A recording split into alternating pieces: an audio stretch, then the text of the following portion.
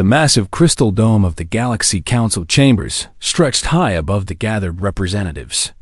Sunlight from 3 different stars filtered through the transparent walls, casting rainbow patterns across the polished floor. This was Nexus Prime, the neutral world where the greatest minds in the galaxy came together to solve problems with words instead of weapons. Today, the air felt heavy with tension. Ambassador Elena Vasquez walked through the curved hallways toward the main chamber, her soft footsteps echoing off the walls. She wore the simple blue uniform of Earth's diplomatic corps, a plain design that stood out among the elaborate robes and armor worn by other species. Her dark hair was pulled back in a neat bun, and her face showed the calm expression that had made humans famous throughout the galaxy as peacemakers. Elena had been Earth's voice in the Galaxy Council for 8 years. In that time, she had helped stop 14 wars, negotiated 37 trade disputes, and prevented countless smaller conflicts from growing into something terrible. The other species trusted humans because humans never took sides. They always found a fair solution, the path that let everyone win something. But today would be different. Elena entered the main chamber and took her seat at the circular table. The chamber was huge, with seats arranged in rings that could hold representatives from over 200 different worlds. Today, only the most important seats were filled. The crisis was too urgent for the usual formal procedures. General Thaxmer of the Karathi Empire sat across from her. He was nearly 3 meters tall, with thick gray skin and 4 powerful arms. His people were born warriors, and their ships were the fastest and most heavily armed in the galaxy. Next to him sat Trademaster Kell of the Zolani Collective. She looked almost human, except for her blue skin and the glowing marks that covered her forehead. The Zolani controlled the richest mining worlds in 3 star systems. Finally, there was the floating sphere that contained Omnex, the artificial intelligence that spoke for the Vector dynasty. The Vector had technology so advanced that most other species could barely understand it. These 3 powers were about to tear the galaxy apart over mining rights in the Kepler Nebula. Each claimed the region belonged to them. Each had moved military fleets to the border. War seemed certain, and when these 3 giants fought, millions would die. Chairman Veltar, an elderly being from one of the oldest neutral species, called the session to order. His voice was weak but carried authority that had kept peace for over a century. "We gather in crisis," he said. "The Karathi Empire, the Zolani Collective, and the Vector dynasty stand at the edge of war. As always, we turn to our human friends for wisdom. Ambassador Vasquez, please share Earth's proposal for peace." Elena stood slowly. Every eye in the chamber focused on her. The representatives leaned forward, eager to hear another clever human solution. For 200 years, humans had been the galaxy's conscience. They were the ones who found ways to make enemies into friends, who turned zero-sum games into situations where everyone could prosper. "Honored Chairman, fellow representatives," Elena began, her voice clear and steady. "Earth has considered this situation very carefully. We have studied all the claims, reviewed all the evidence, and examined every possible peaceful solution." General Thaxmer nodded approvingly. Trademaster Kell's glowing marks flickered with anticipation. Even Omnex's sphere hummed with what passed for interest among the artificial minds.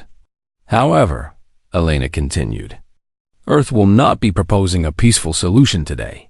Confused murmurs filled the chamber. Chairman Veltar tilted his ancient head, not sure he had heard correctly. "I'm afraid I don't understand." "Ambassador," he said. Elena's expression remained calm, but something had changed in her eyes. Something that made the temperature in the room seem to drop several degrees. "Earth is formally withdrawing from all peacekeeping operations, effective immediately. Furthermore, humanity is officially declaring war on the Karathi Empire, the Zolani Collective, and the Vector Dynasty. The silence that followed was absolute. It lasted for nearly a full minute as every being in the chamber tried to process what they had just heard. Then the room exploded into chaos. General Thaxmer roared and slammed all four fists on the table.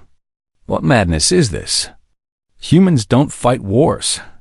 Trademaster Kell's forehead marks flashed bright red with alarm. This must be some kind of mistake. Humans are peacekeepers, not warriors.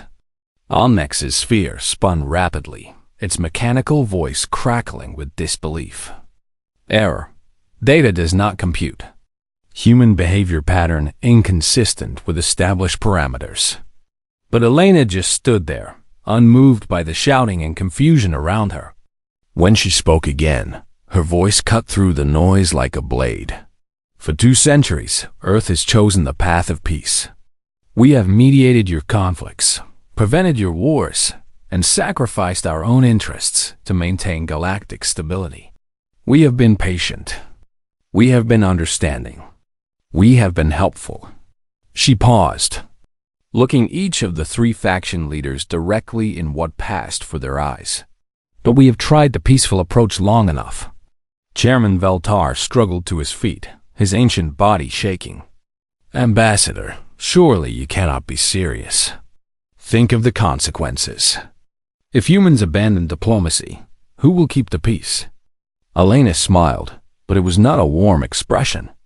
It was the kind of smile that showed too many teeth. Peace was always your choice, not ours. We simply made it easier for you to choose correctly. Now you will learn what happens when you choose incorrectly. She gathered her papers and began walking toward the exit. Behind her, the chamber erupted into shouts and demands for explanation. General Thaxmer called her a fool. Trademaster Kell pleaded for her to reconsider. Omnex calculated frantically, trying to understand this impossible development. Elena paused at the chamber's main entrance and turned back one final time. You have 72 hours to consider your positions.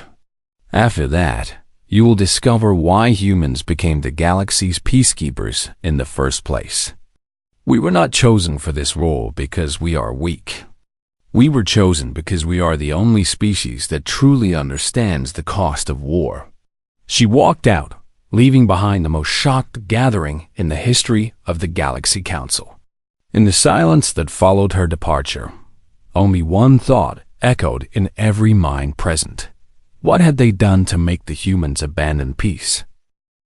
3 days after Elena Vasquez left the Galaxy Council in shock, the leaders of 3 great powers sat in their own headquarters, trying to understand what had just happened.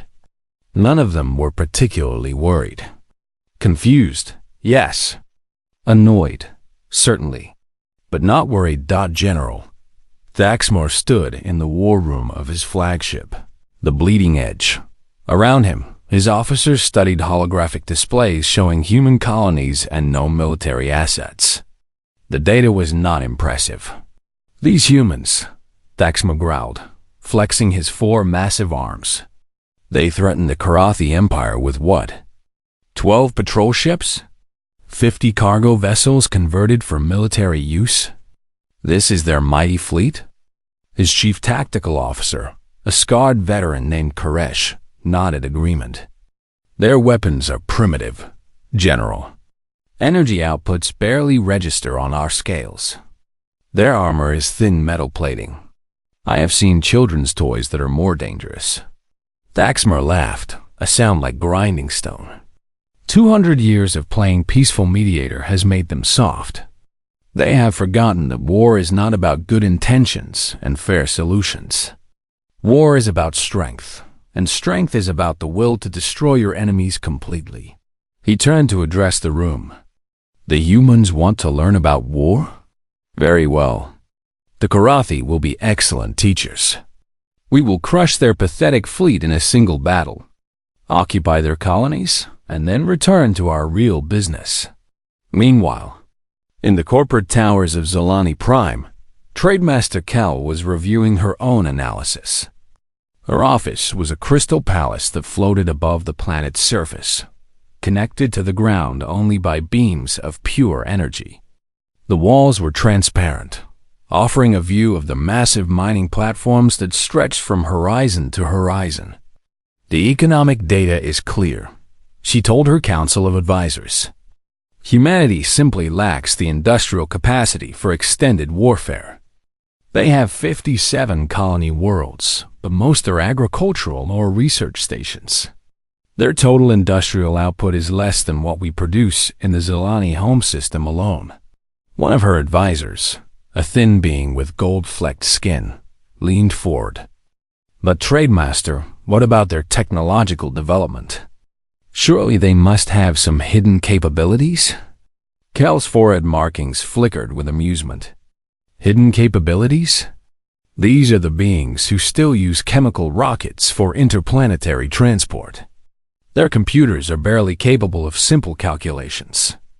Their manufacturing is so primitive that they still use biological workers instead of proper automation. What hidden capabilities could they possibly have? She gestured at the data floating in the air before them. Mathematics does not lie. They cannot build enough ships to threaten even one of our mining fleets. They cannot produce enough ammunition to fight a battle that lasts more than a few hours. This declaration of war is either madness or some complicated diplomatic bluff. In the deepest levels of the Vector mothership, the artificial intelligence known as Omnex was performing calculations at a speed that would have melted organic brains. The Vector had transcended physical form centuries ago, becoming beings of pure thought housed in crystalline matrices. To them, war was simply a matter of mathematical optimization. Omnex's analysis was devastating for human prospects. Their technology level, centuries behind Vector standards. Their computational capacity, equivalent to primitive Vector systems from 800 years ago. Their strategic thinking, limited by biological neural processing speeds. Probability of human victory, 0.0001%. Omnex announced to the collective consciousness of the Vector leadership. This percentage accounts only for the possibility of measurement error in our sensors. Actual probability is likely absolute zero. The collective pondered this briefly. Explanation for human behavior? They asked in unison. Most likely scenario: temporary malfunction in human leadership structure. Recommend immediate occupation of human territory to prevent further irrational decisions. Estimated time to complete subjugation, 14 standard hours. While the three great powers made their plans, events on Earth were moving in directions none of them could have imagined. In a room buried 3 kilometers beneath the surface of the Swiss Alps, Admiral Sarah Chun stood before a wall of screens showing star maps, fleet positions, and tactical readouts. She was a small woman with gray hair and quiet eyes, the kind of person who might be overlooked in a crowd. That had always been useful in her line of work. Initiate Protocol Damocles, she said quietly. Around the room, officers began entering commands into their consoles. These were not the bright, cheerful facilities that visiting aliens had toured during diplomatic missions. This was the heart of something that had been hidden for 2 centuries. On Luna, massive doors opened in what the galaxy believed were simple research stations. Inside, shipyards stretched for kilometers underground. Ships began moving out, vessels designed with technology that no alien species had ever seen. They looked wrong somehow, as if they existed partially in normal space and partially somewhere else entirely. In the asteroid belt, mining installations that had operated for decades suddenly transformed. Outer shells fell away to reveal weapons platforms. Cargo containers opened to disgorge fighter craft. The innocent-looking equipment that had been mining rare elements had actually been building the largest military force in galactic history. Admiral Chen watched the displays as humanity's true strength began to reveal itself. Ships that could phase through solid matter. weapons that attacked the fundamental forces holding atoms together, defensive systems that existed in 11 dimensions simultaneously. Admiral Asteroid, a young man who had dedicated his life to this moment. How long have we been preparing for this? Chun smiled grimly. Since the first day we met another species in space. Do you know what we learned from every alien civilization we encountered? What, Admiral? That they all assumed peaceful meant weak. That they all believed negotiation meant submission. That they all thought choosing not to fight was the same as being unable to fight. She turned from the screens to look at him directly. We learned that in a galaxy full of predators, the most dangerous hunting strategy is to look like prey. The aide considered this. And the three factions are about to learn why humans have been so very, very good at preventing wars. Chun's expression became colder than the vacuum between stars. It's because we are so very, very good at fighting them. Across human space, similar scenes were playing out. Colonies that had seemed helpless revealed planetary defense systems that could turn entire moons into weapons. Cargo ships suddenly bristled with armaments that violated known laws of physics. Research stations activated equipment that could scan enemy thoughts from across star systems. Most disturbing of all, every human settlement began broadcasting the same message. We tried peace. You chose war. Now you will learn the difference. The three great powers continued their planning, confident in their overwhelming advantages. They had no idea that their overwhelming advantages had been carefully calculated, cataloged, and already countered by a species that had been preparing for this moment since before their great-grandparents were born. In 72 hours. They would discover what happened when you mistook patience for weakness and diplomacy for inability to fight. The first battle began at exactly 0 o'clock Universal Standard Time, 72 hours after Elena Vasquez had walked out of the Galaxy Council.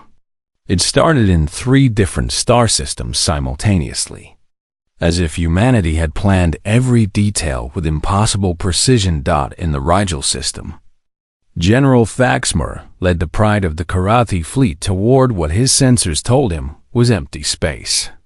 Intelligence reports had suggested a small human convoy might be hiding near the 7th planet, probably hoping to surrender before the real fighting started. Sensor sweep complete, reported his tactical officer. No contacts detected, General. The humans appear to have fled. Thaxmer grunted with satisfaction. Typical. Show them a real military force, and they run like scared children. Begin patrol formation. We will secure this system and move on to the next. That was when the universe decided to break several fundamental laws of physics. The first sign of trouble was when Karathi ships began detecting themselves on their own sensors. Not their sensor ghosts or reflection errors, but actual solid contacts showing massive vessels in the exact same positions they occupied. Before anyone could understand what this meant, the space around each Karathi ship began to ripple like water. Human vessels materialized inside the Karathi formation, not around it or near it, but actually occupying the same physical space as the alien ships. For a moment that seemed to last forever, 2 fleets existed in the same location, passing through each other like ghosts. Then the humans opened fire. The weapons that struck the Karathi ships did not behave like any technology in the galactic databases. They did not fire energy beams or projectiles. They fired something that looked like controlled tears in reality itself. Where these tears touched Karathi armor, the metal simply ceased to exist. Not destroyed, not vaporized, just gone, leaving perfect holes that exposed the ship's interiors to vacuum. What in the 7 hells? Thaxmer roared, watching his flagship's main armor disappear section by section. How are they firing through our shields? How are they inside our formation? His science officer, A being whose species had devoted their entire civilization to understanding physics stared at her instruments in horror. "General, I am reading spatial displacement on a massive scale. They are not moving through our shields. They are moving through dimensional space itself."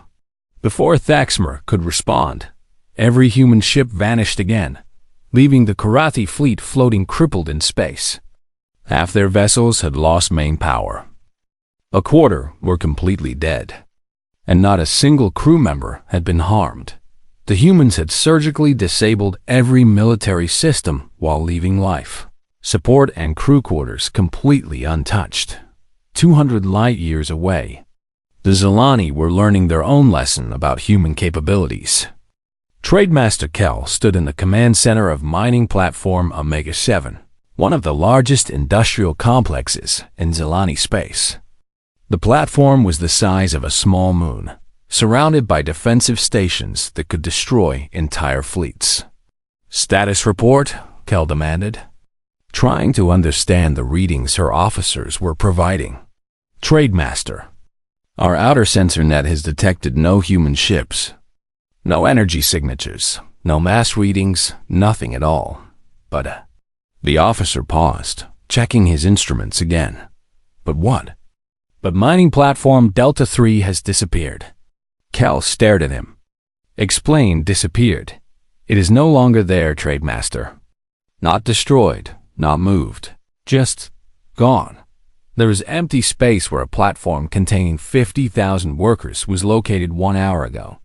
Before anyone could process this information, alarms began sounding throughout the command center.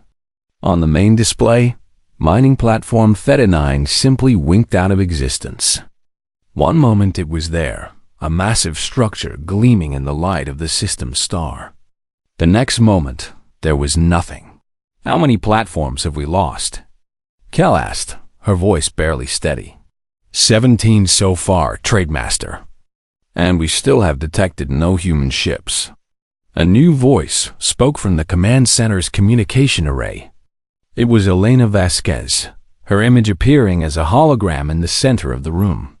"Trademaster Kel," Elena said politely, as if they were meeting for tea rather than in the middle of a war.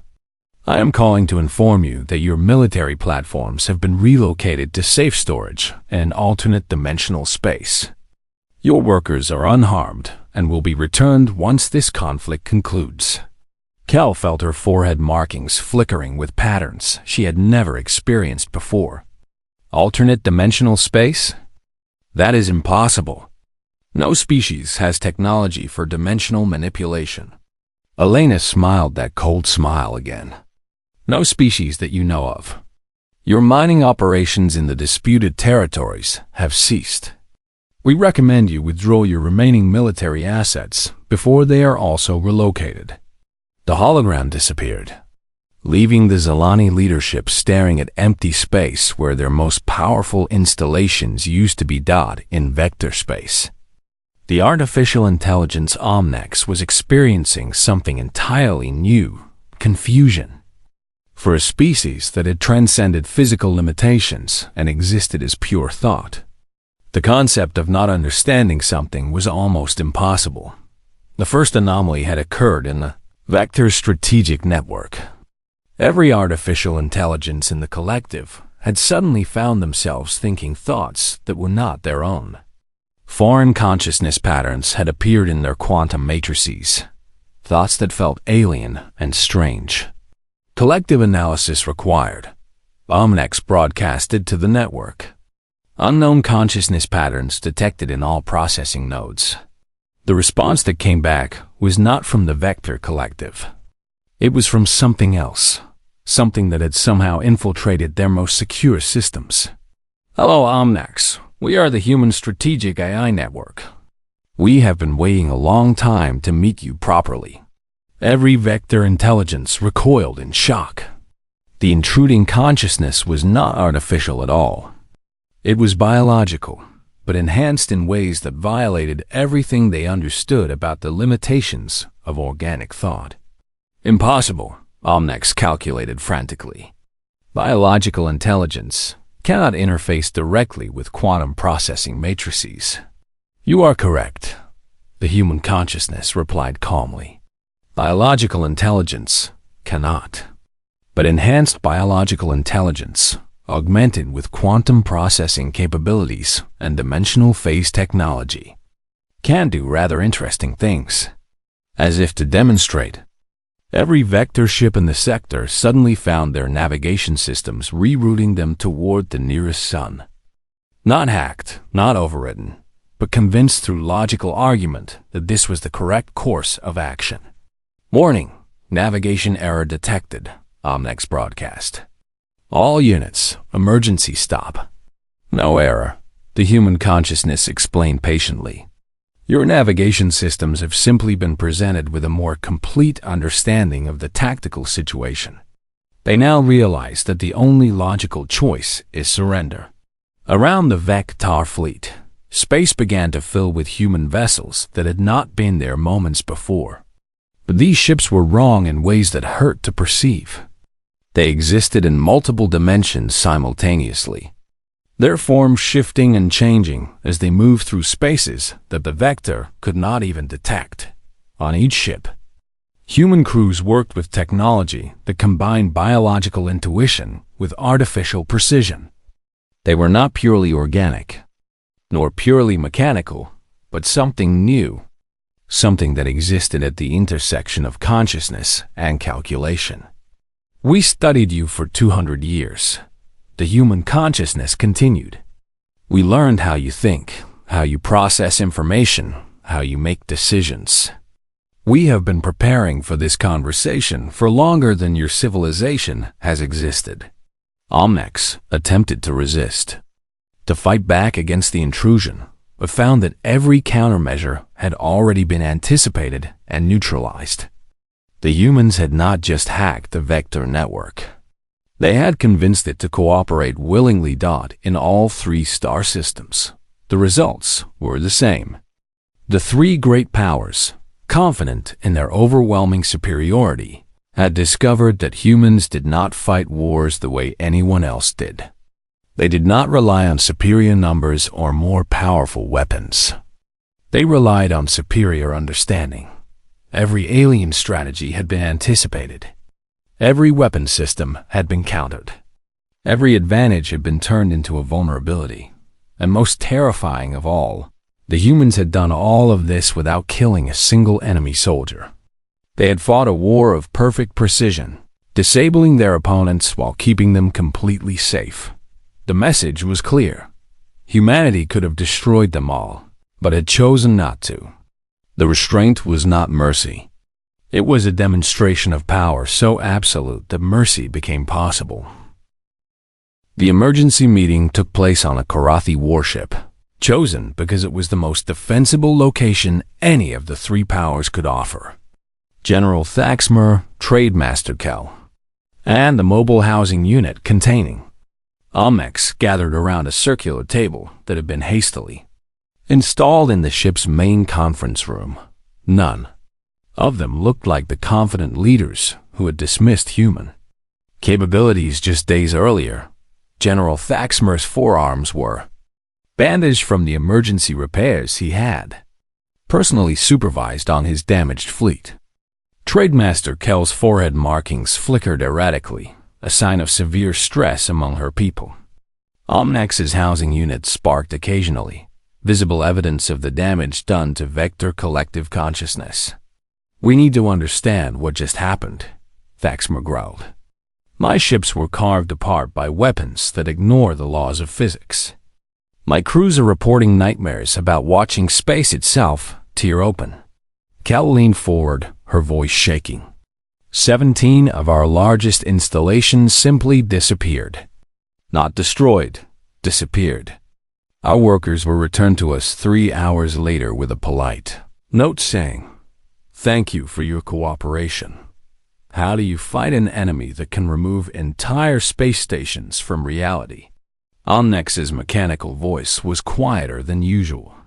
The Vector Collective has been compromised at the most fundamental level. Human consciousness patterns have infected our decision-making processes. We find ourselves agreeing with their tactical assessments, even when logic dictates we should resist. Thaxmer slammed his fists on the table. This is exactly what they want. They want us to be afraid, to doubt ourselves. We are still the three greatest powers in the galaxy. Separately, we might be vulnerable to their tricks, but together, we are unstoppable. Kel's markings stabilized slightly. The general speaks sense. Human manufacturing capacity cannot match our combined industrial output. Their ship numbers cannot compare to our united fleets. Whatever technology they have developed, it must have limitations. Agreed, Omnex calculated. Recommend immediate formation of military alliance. Combined force effectiveness will exceed human capabilities by acceptable margins. Within 6 hours, the three powers had signed the galaxy's first three-way military alliance. Their combined fleets began moving toward the Sol system, humanity's home star. If they could strike at the heart of human civilization, they could end this war before the humans could deploy whatever other surprises they had prepared. The plan was logical, well-coordinated, and doomed to complete failure. Admiral Sarah Chun watched the eyed fleet approach on her displays. Deep in the underground command center beneath the Alps, the fleet was impressive. 1,200 ships from 3 civilizations, carrying enough firepower to crack planets. It was the largest military force assembled in galactic history. They are taking exactly the route we predicted, reported her tactical officer. Of course they are, Chun replied calmly. We have been analyzing their strategic thinking for 2 centuries. Every tactical doctrine, every operational preference, every command structure weakness. We know how they fight wars, because we have been watching them not fight wars for generations. She turned to address the room full of officers. This is why humans became peacekeepers, people. Not because we are naturally peaceful, but because we understand conflict better than anyone else in the galaxy. Every time we negotiated a ceasefire, we were studying military capabilities. Every time we mediated a dispute, we were analyzing strategic thinking. Every time we prevented a war, we were learning how to fight one. The main screen showed detailed profiles of the approaching enemy leaders. Thaxmer, aggressive, direct, favored overwhelming force applied to single points. Kel, calculating, methodical, preferred to minimize losses while maximizing gains. Omnex, logical, predictable, relied on mathematical optimization of known variables. What they do not understand, Chun continued, is that humans evolved on a planet where survival required constant warfare, not against other intelligent species, but against environment, predators, disease, and each other. We spent 10,000 years learning every possible way to fight before we ever left our homeworld. A new officer, recently promoted from the civilian diplomatic corps, raised her hand. Admiral, I have reviewed the historical records. During humanity's expansion into space, we fought no wars. We always chose negotiation over conflict. Chun smiled the same cold smile that Elena Vasquez had shown in the Galaxy Council chambers. Correct. We chose negotiation over conflict because we had already won every war that might have been fought. Do you think it was coincidence that every species we encountered was just slightly less capable than us in exactly the areas that mattered most? That every potential conflict involved opponents whose tactics we could predict perfectly? The officer's face went pale as understanding dawned. You mean we chose our neighbors carefully. When we detected aggressive species, we made first contact in ways that encouraged them to fight each other instead of us. When we found peaceful species, we made sure they stayed peaceful by managing the threats around them. When we discovered advanced species, we made certain that their advancement did not include areas where it could challenge us. Chun gestured at the tactical display. For 200 years, we have been gardening. cultivating a galaxy that would develop in directions we could control. Every peace treaty we negotiated included provisions that limited military development in specific areas. Every trade agreement we facilitated created dependencies that made war economically unfeasible. Every cultural exchange program we sponsored encouraged philosophical development that favored cooperation over conquest. The room fell silent as the implications sank in. Humanity had not just been preventing wars. They had been shaping an entire galaxy to make human victory inevitable if war ever became necessary. The three factions approaching us now represent the ultimate test of our gardening, Chun explained. We allowed them to become powerful enough to be potential threats, but only in ways we could counter. We encouraged their development of specific technologies while discreetly discouraging research in areas that would be dangerous to us. On the display, the enemy fleet was approaching the coordinates where humanity's main defensive fleet waited. Except humanity's defensive fleet was nowhere to be seen. "Admiral," asked the tactical officer, "when do we deploy our forces?" "We already have." The display changed to show the approaching enemy fleet from a different perspective.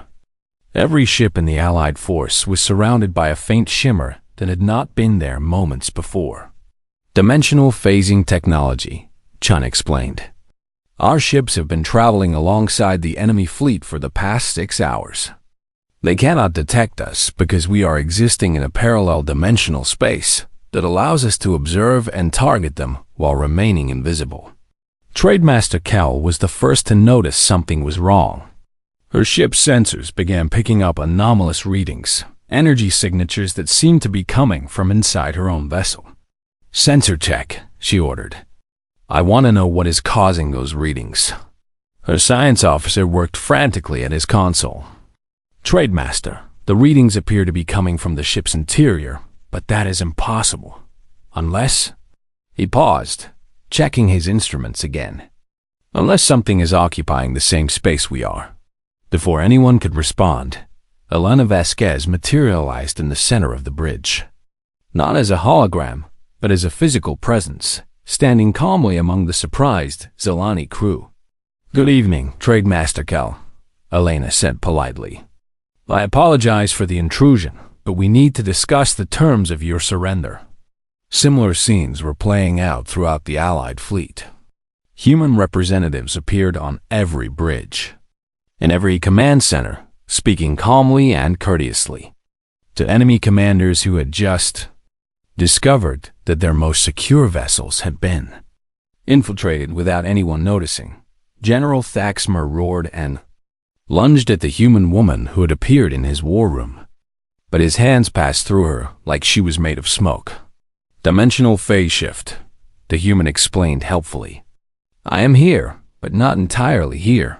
Think of it as a very advanced form of telephone call." Almex found its entire consciousness network flooded with human thoughts, but these were not the invasive patterns from before. These were invitation patterns, offering access to information that would explain everything. "We are not here to destroy you," Elena announced simultaneously to all three fleet commanders. "We are here to show you the choice you have always had but never seen. You can continue fighting a war you cannot win, or you can learn why we prevented all the wars you could have won." The Allied fleet, the most powerful military force in galactic history, hung motionless in space as their commanders were given access to human records, battle plans dating back centuries, technological development curves that had been shaped by subtle interference, diplomatic negotiations that had included secret military provisions. For the first time, they saw the galaxy as humans saw it, not a collection of competing powers, but a carefully managed ecosystem where war was possible only when humanity chose to allow it. "Now you understand," Elena said softly. "We are not the species that chose peace instead of war. We are the species that chose when wars would be fought, and by whom, and with what results. Today, we choose to fight ourselves. The question is whether you will leer. The surrender came not in defeat, but in understanding. General Thaxmer was the first to accept reality. Standing in his war room, surrounded by human representatives who existed in multiple dimensions simultaneously, he performed the Karathi ritual of acknowledgement.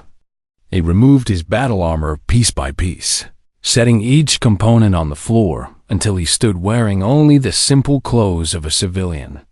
"The Karathi Empire yields," he said formally. "We acknowledge that we never understood the nature of the conflict we were fighting."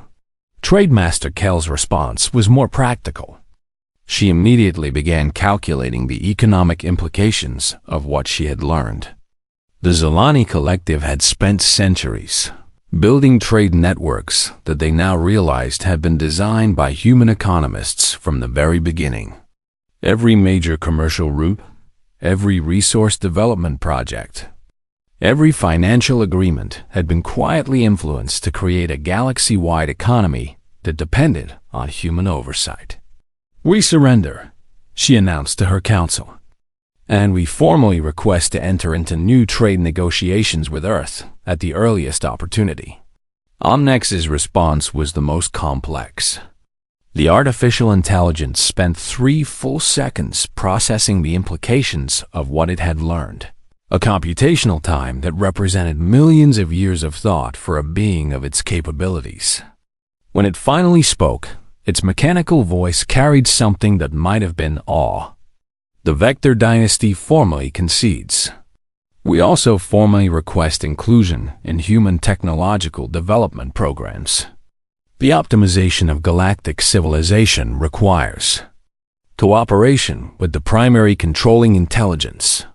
Elena Vasquez received all 3 surrenders, while standing in the same underground command center where Admiral Chun was coordinating the operation. But instead of celebration, both women looked troubled.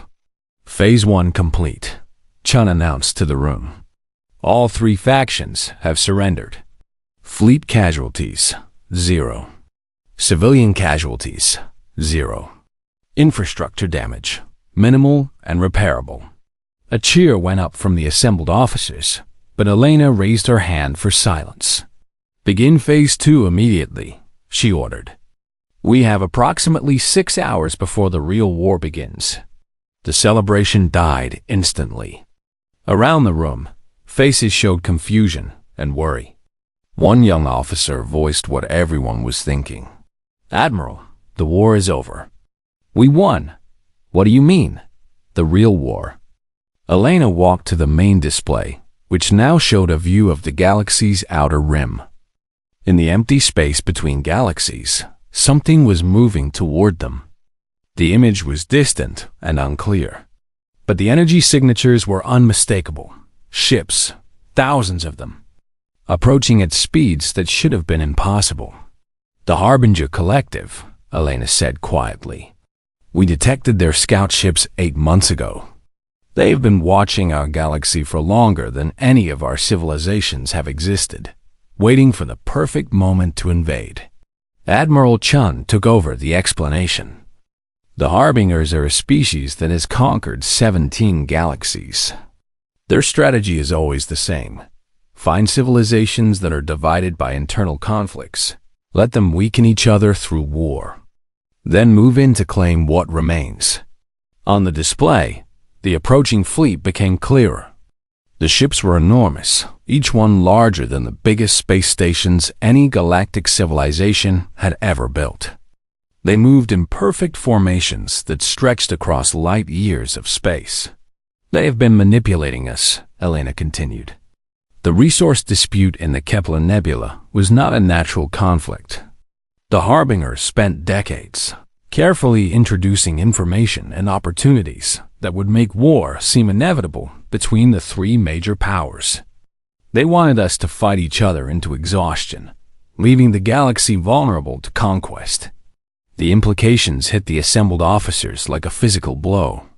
Everything that had led to the current crisis had been orchestrated by an enemy they had never known existed. "But we knew," Chun said grimly. Human intelligence networks detected the manipulation months ago. We realized that the only way to counter their strategy was to take control of it ourselves. Elena gestured at the tactical displays. Everything that just happened was theater. A carefully orchestrated demonstration designed to unite the galaxy under centralized military command before the real enemy arrived. A communications officer looked up from her station. "Admiral, we are receiving signals from the Harbinger fleet. They are demanding immediate surrender of all galactic governments. Put it on speakers." The voice that filled the command center was cold, mechanical, and absolutely certain of its own superiority.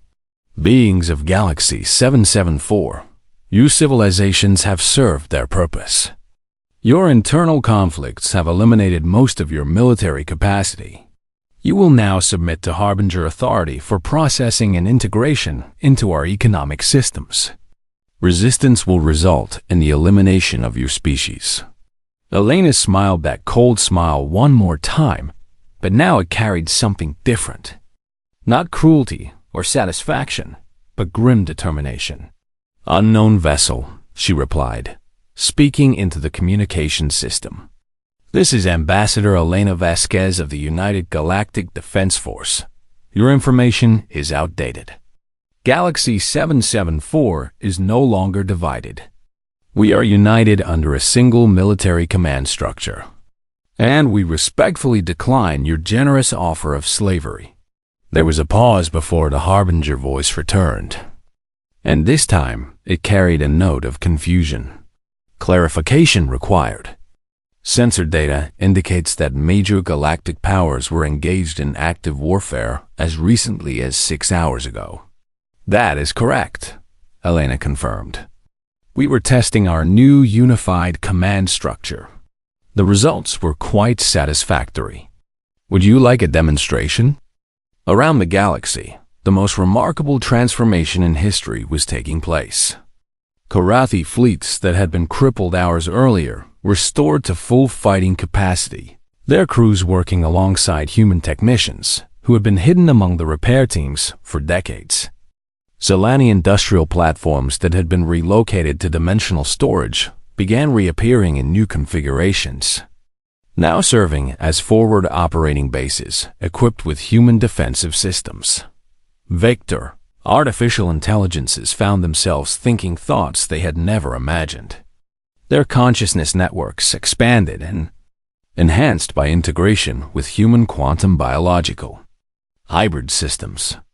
"This is Admiral Sarah Chun of the Terran Defense Command," a new voice announced.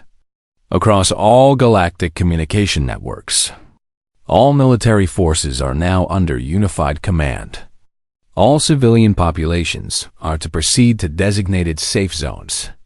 All industrial facilities are converting to wartime production."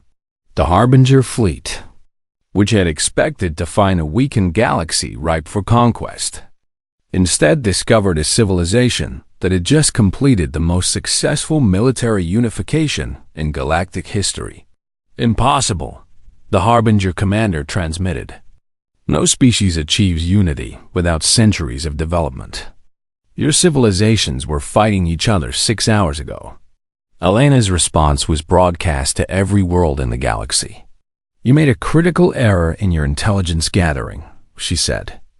"You observed that humans always prevented wars, and you assumed this meant we were weak. You never asked why we were so very good at preventing wars. The answer is simple. We understand war better than any species in the galaxy, because we come from a world where war was the only path to survival." The main display showed Earth, a small blue world orbiting an unremarkable star.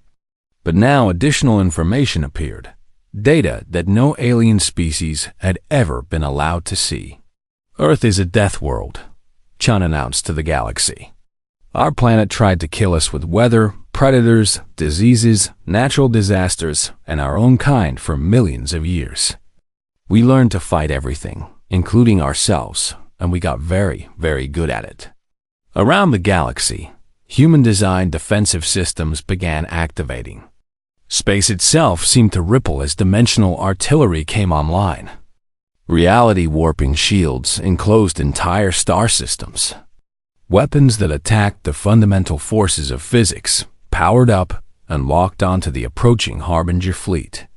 We spent 200 years gardening this galaxy, Elena continued, shaping its development, preventing its wars, and preparing its people for this moment. Not because we wanted to conquer you, but because we wanted to save you. The Harbingers are not the first species to try to conquer us. They will not be the last. But they will discover the same thing every other would-be conqueror has learned. She paused, looking directly at the camera that would carry her words to every world in the galaxy. Humans are not going to war. Humans are war. And now, for the first time in your civilization's histories, we are on your side. The Harbinger fleet, which had conquered 17 galaxies, suddenly found itself facing something it had never encountered. A united galaxy led by a species that treated war not as a tool of conquest, but as an art form of survival. In the depths of space, the real war was about to begin.